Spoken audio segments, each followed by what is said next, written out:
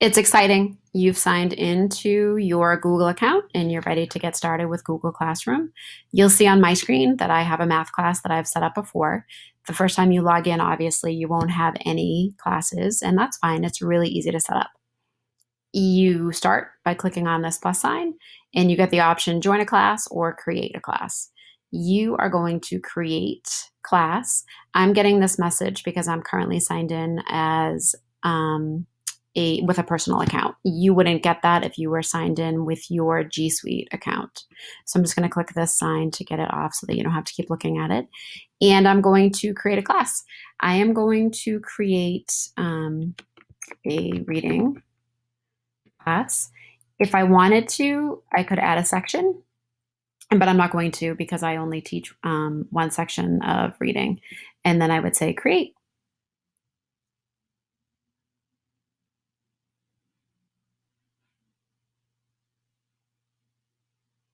So here is the reading classroom. So there's a couple of tabs at the top that you'll see. There's stream, which is what we're in right now. And that's basically the flow where you'll post announcements to your students, assignments, and anything that you might want them to see. There's a student tab with the class code, and we'll come back to that in a minute. And then there's also an about section. This is kind of a neat thing because if you co-teach, this is where you could invite another teacher to be a co-teacher in this Google Classroom. You would click on that button, and if you knew their email address, you can type their name or you can type their email and then invite them to co-teach with you. I do this often with teachers in my building. If we're co-teaching a writing together or if we're doing a research project, it might work with your technology person or your library media specialist. So it's kind of a neat feature. All right, I'm going to go back to Stream. You have a lot of options in your class stream. If you click on this plus button, you'll see that you can create an announcement, you can create an assignment, you can create a question, and then once you've been using Classroom for a while, you can actually reuse a post, which is a time saver. If you want to say something that's basically similar, you can just reuse one. That's a feature that I really enjoy. For right now, I'm going to show you a little bit more about getting students into this one particular class. A lot of teachers will invite students.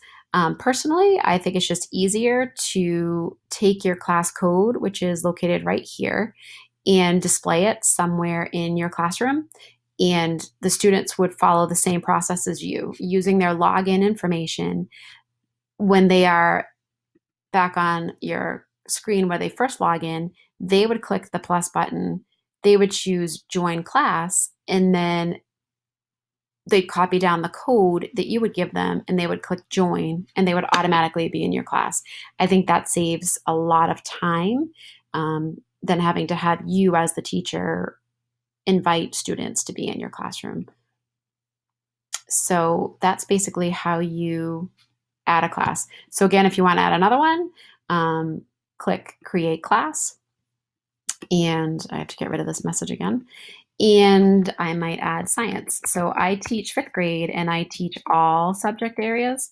There's lots of different ways you can approach this. I know teachers that just have one classroom and they post everything for every section of the day that they teach, you know, math, reading, writing, science, everything. For me, my brain doesn't work that way.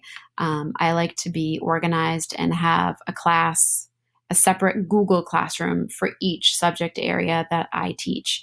I think it's easier for me to organize, and I think it's easier for my students to organize. But that's up to you. You can have just one classroom where you do everything, or you can separate it out like I do, and you can have multiple classes. That's the best thing about Google Classroom, is that you really can make it work for you. So that's it for this video, how to sign up or how to start classes and how to get your students logged in. I hope you found that helpful, and you can check out some other videos further on in this post.